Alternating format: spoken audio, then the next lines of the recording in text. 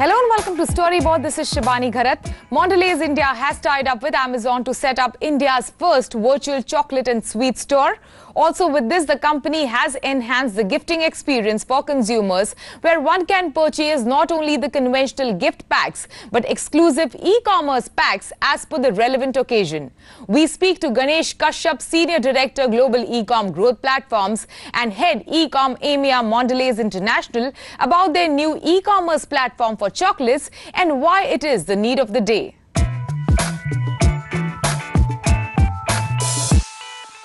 Ganesh, thank you for talking to us. Thank you, Anand. So, first demystify this. You know, your products are all very low value, unit-wise. Yep. So, I go to an e-com site to buy, say, a mobile phone or expensive gifts or maybe a TV set or gadgets and gizmos which cost a fortune. You're talking unit prices of few rupees sometimes. That's correct. So, it doesn't make any sense for people like you to be on e-commerce. So when you talk about mobile phones and buying mobile phones online, you're actually referring to what we call single item purchase environment. So Amazon, Flipkart, Snapdeal, etc. These are environments where people go online specifically to buy one particular product, whether it's mobile phone or clothing or what have you. And that's the environment you're talking about. And you're absolutely right. There is a purchase price barrier that we have to overcome. We also play in grocery, online grocery, such as Big Basket, where purchase price is less of a consideration, because if you think about it, you're putting together a basket of groceries, and absolutely no matter what the price of chocolate is, there's a role in the basket. But going to the single item environment, what we do is focus on specific consumption occasions. So the biggest consumption occasion we see in this single item space is gifting.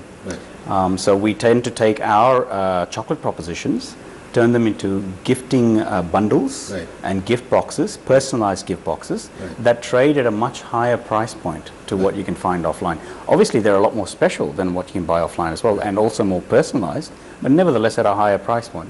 So you'll find if you go to an Amazon, for example, and you buy a chocolate gift for Rakhi or Diwali, you know, the price points will be somewhere between 500 rupees to 1,000 rupees. And that then makes it a very different kind of economic and it absolutely makes a lot more sense in that situation. Are you on the e-commerce platforms too early? I mean, is it worth being on it? Let's get to, you got a designation which says you're in charge of e-commerce. Yes. So obviously somebody thinks it's worth it. Is it worth being on e-commerce platforms now? We think it is. Right. So tell me why. With groceries, grocery penetration, and that's a KPI that we look at in any country that we play in, grocery penetration online in India is still very, very low. In markets like China, it's pretty high now. It's over 10%. So that means over 10% of grocery products in China are bought online. In markets like India, it's well below 1%. But that doesn't mean that specific categories cannot get ahead of the curve and actually shape the category in their favor. I mean, with our market position in chocolate, we should be leading the way and developing the category online in partnership with e-commerce players. So we don't think it's early at all. We think it's just right. We think the smartphone penetration is aggressively growing.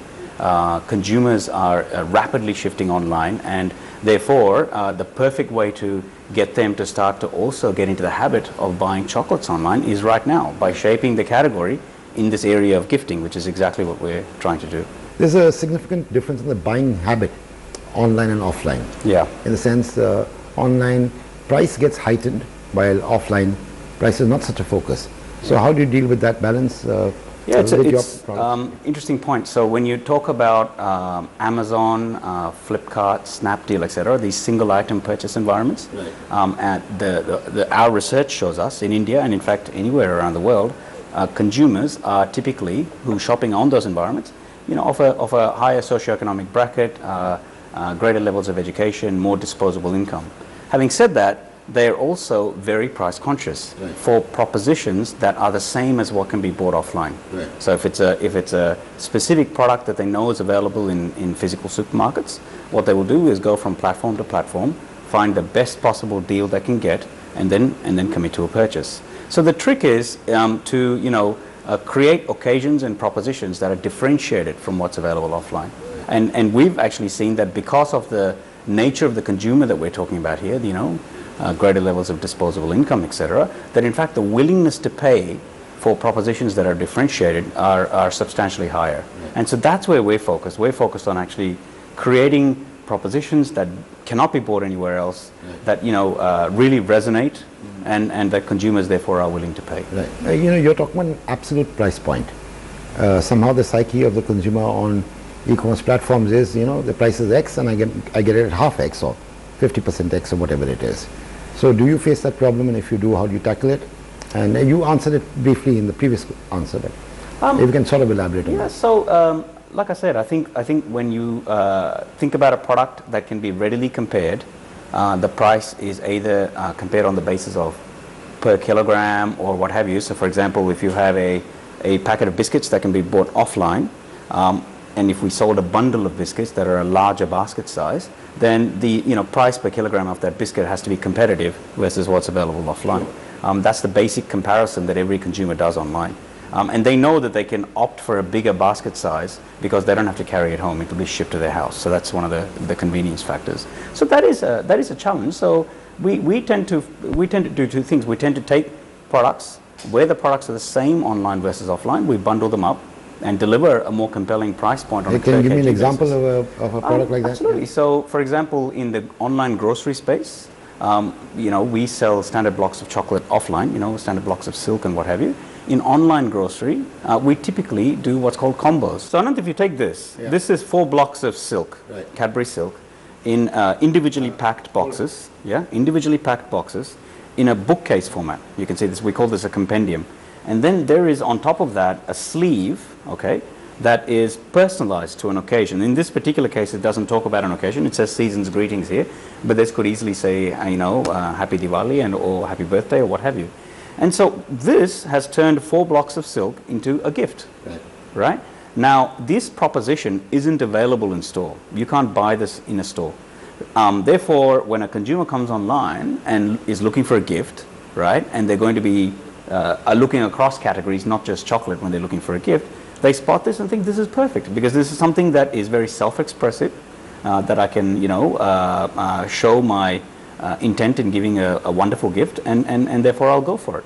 And so therefore, when you do that, you've got to get the economics of it absolutely right. You've got to make sure that the price that you're charging for this unit is worth the premium you're marking up. Because obviously, if you bought the individual 4 blocks, right, and then you decided to wrap it up in your own ribbon and so on and so forth, you can get to a much lower price point. So therefore, we've got to deliver something that's beautifully packaged, that's occasion specific, and convenient, and that's really how we drive our business. So now this is a new channel that you'll have opened up, and when you operate in multiple channels, you have pushes and pressures from various people. For example, the retailer would want this premium packaging. Yes. For example. Yes. So how do you deal with those contradictions? Yeah. Okay. So we look to maximize our presence for any of these propositions. So ideally, if we were creating a gift that could be sold online, that could also be delivered offline, we would do it, right? There's nothing stops us from doing that. But what happens is that many of these propositions can't be delivered offline. For example, personalization. If you take a gift box, for example, in Diwali, we had a gift box where inside there was a diya, and you could choose from a number of different types of diyas, and therefore the box that you're buying. Similarly for Rakhi, a number of different Rakhis formats that you could buy.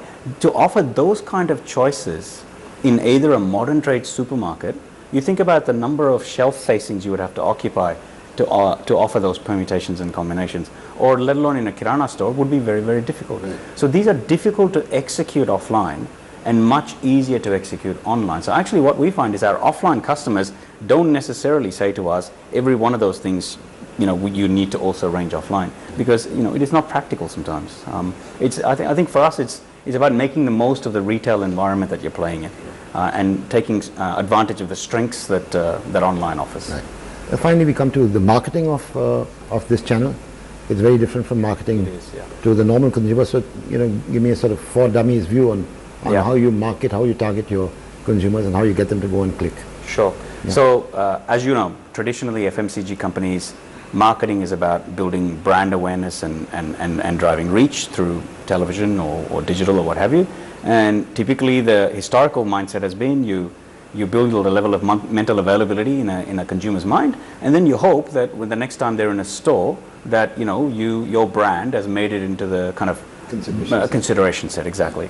In the online environment, what happens is that, the ability to build mental availability and drive conversion is brought together in one. You know, it's what we call kind of media meets commerce, if you like, in the one shot.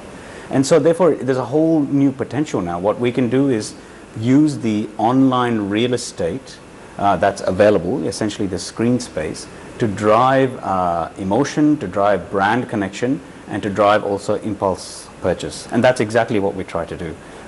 Just as you would if you go into a physical store and you're buying groceries or what have you, and then you notice chocolate at the checkout counter and you drop it into your basket, we have to recreate that kind of environment in the online grocery environment, let's say like on a big basket. So exactly the same thing would happen. You would be going about your grocery shopping and you'd be reminded that, you know, Mother's Day is coming up or Valentine's Day is coming up, and you'll be offered 3 blocks of silk, for example, as a gift-worthy. You like silk, obviously. Yeah, you keep saying silk. It's a very very gift-worthy brand, so it's lovely. Yeah. Now, a lot of your online peaks are dependent on occasions. Yes. So do we have enough occasions in India? Because you know, Cadbury's spent a few decades building occasions, so or reasons to consume chocolate. So what do you do with shall we say, the shortage of events, so to say? On the contrary, I think there are, relatively speaking to many other chocolate markets around the world, this is a very occasion-driven, festive-driven market for chocolate. We have our big cultural festivals, Diwali, Rakhi, etc., where there are the big peak gifting periods for chocolate, but there are also cultural, social festivals like Valentine's Day and Mother's Day, which are growing in prominence. So we've got to turn those festive windows and make the most of them online. And that's really where we focus. It's not so much necessarily about creating new festivals, it's about amplifying the ones that already exist. And we believe there's plenty of windows, but we've got to make the most of them, you know, make them very relevant. For example, in Rakhi, one of the big opportunities that online creates is that you can send a gift box to your brother or sister that lives in another city. So we've got to kind of bring that convenience factor to life in our marketing online and remind consumers that that's possible. Finally, Ganesh, I want to ask you, how important is e-commerce going to be in Cadbury's and Mondelez's scheme of things in there? So as a company, we're aiming for totally $1 billion in net sales globally by 2020. And I expect that around a third of that will come from this Asia-Pacific region. And, you know, India is a big part of that. So India, at the moment, our business online is roughly 1% of our sales. We expect that this will get to around 5 to 6% of our sales within the next couple of years. And we see the potential for it to get to, you know, as high as 7-8% over the medium term. So it's going to be material. When you're talking about 8% plus of your business, of your total turnover, it's quite material. Fantastic. All the best to you, and hope to catch you soon when you achieve the numbers you're talking about. Thank you. Yeah, cheers. Thanks Thank for your you. time. It is time for us to take a short break. On the other side of this break, we take you to our conversation with actor